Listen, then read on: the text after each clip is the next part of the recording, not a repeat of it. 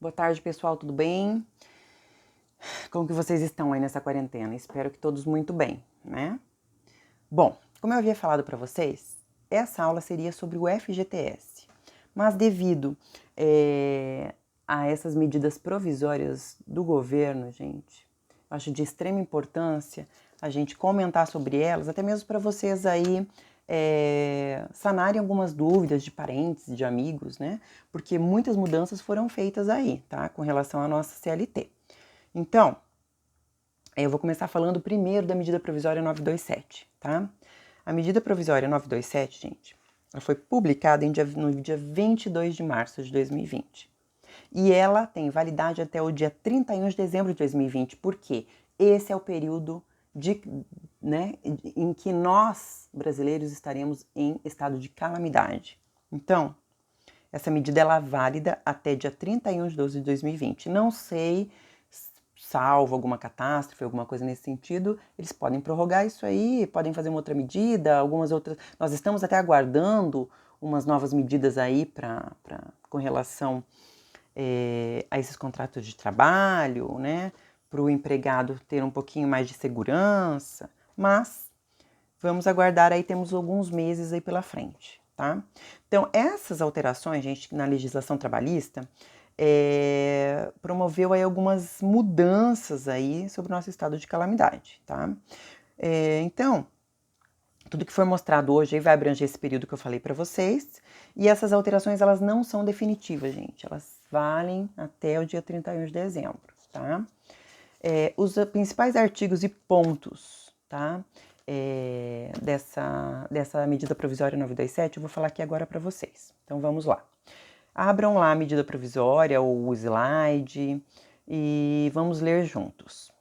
O artigo 2º da medida fala o seguinte: durante o estado de calamidade pública, que se refere ao artigo 1º, empregado e empregador poderão celebrar acordo individual escrito a fim de garantir a permanência do vínculo empregatício, que terá preponderância sobre os demais instrumentos normativos, legais e negociais, respeitados os limites estabelecidos na Constituição. Ou seja, empregado e empregador podem fazer esses acordos individuais, que vai gerar muita polêmica.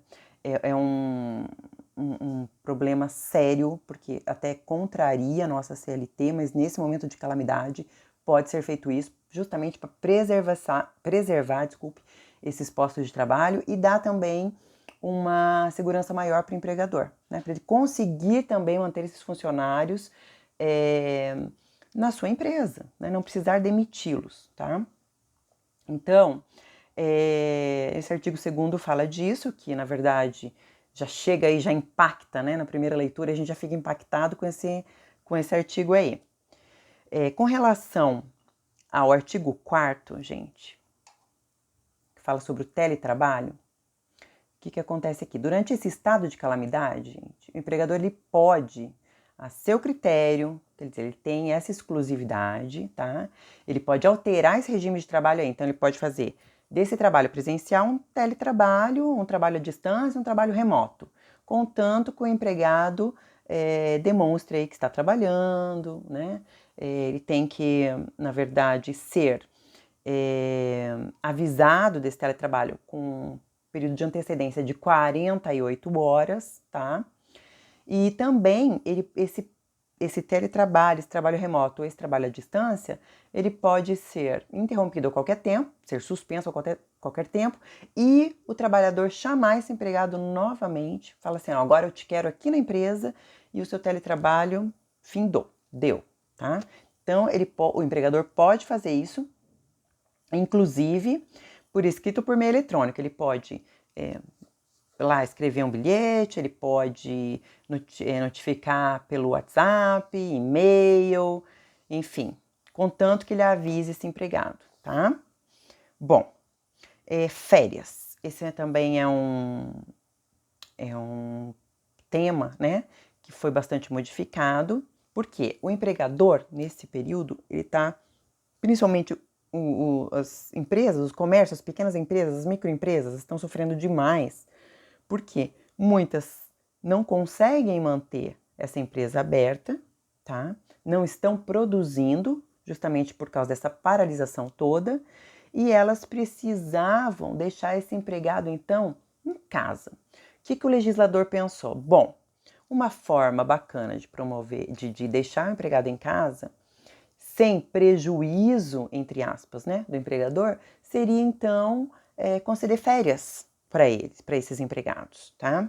Então, esse artigo 6º, deem uma olhada nele, depois com calma, ele vai falar sobre as férias, tá? O que acontece das férias? Gente, primeiro, que ela, na nossa CLT, está dizendo lá que o empregador ele tem que avisar o empregado com até 30 dias de antecedência.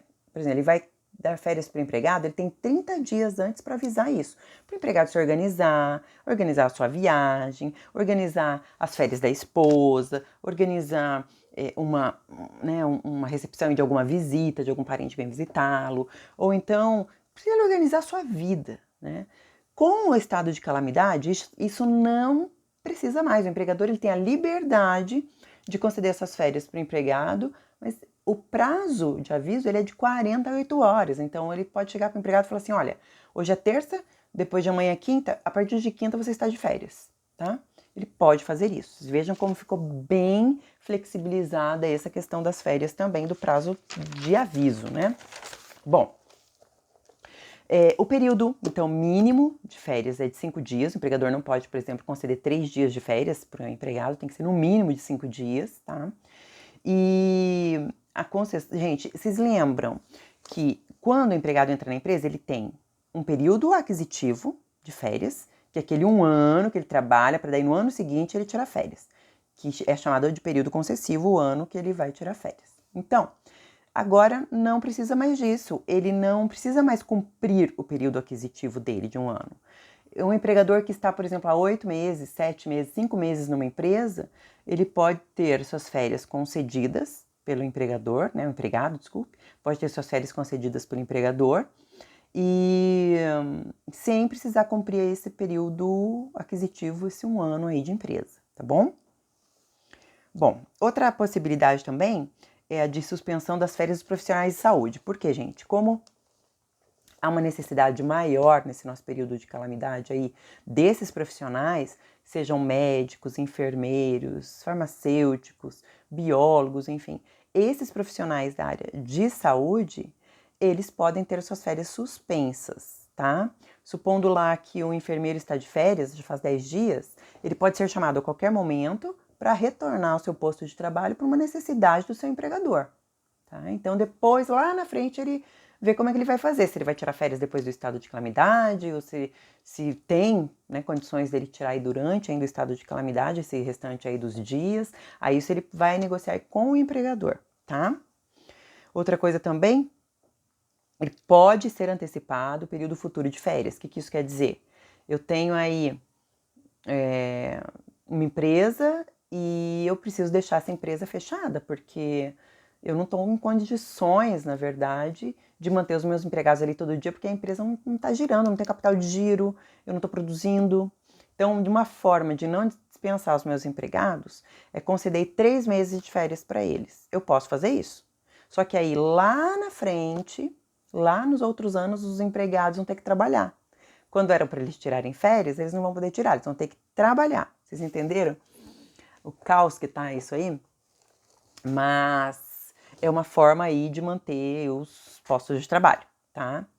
Bom, outra coisa também é o pagamento do 1/3 constitucional. Quando o empregador, ele concedia férias para o empregado, ele já pagava o seu salário, as férias, mais 1/3 constitucional. Para aliviar o bolso do empregador, o que o legislador pensou?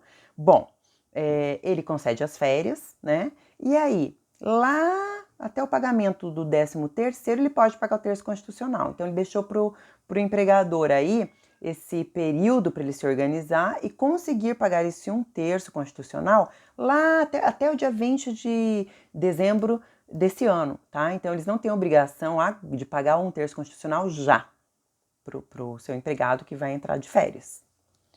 Tá. Outra coisa também, deixa eu ver aqui, conversão das férias em dinheiro. Lembra que antes o empregado falava assim, olha, eu não quero tirar férias, né? Eu quero em dinheiro. Isso era um direito do empregado. Agora isso deve ser conversado com o empregador quem vai decidir, tá bom? Bom, então o pagamento também das férias, que era antes de iniciar, ele pode ser feito então agora até o dia 5º útil, dia 5 do mês subsequente, ou seja, até o 5º dia útil do mês subsequente, o empregador pode pagar as férias. Antes não, antes ele tinha, na verdade, que pagar ali logo no início das férias, tá? Então, se eu tô tirando férias agora no dia 20, o meu empregador não tem essa obrigatoriedade de me pagar dia 20. Ele tem até o dia 5 do outro mês para me pagar essas férias aí, tá bom? Deixa eu ver o que mais aqui. Bom, então, como eu já disse, esse período aí desse Covid-19 tá super flexibilizado aí entre esses acordos aí entre empregado e empregador, né? E é uma forma aí de manter, dar um pouco de segurança jurídica e segurança social também para esse pessoal todo. Quanto às férias coletivas, gente, o grande desafio das férias coletivas era essa comunicação e o período de férias que tinha que ser feito ao Ministério Público do Trabalho e também ao sindicato com antecedência mínima aí de 15 dias. Agora não tem mais isso.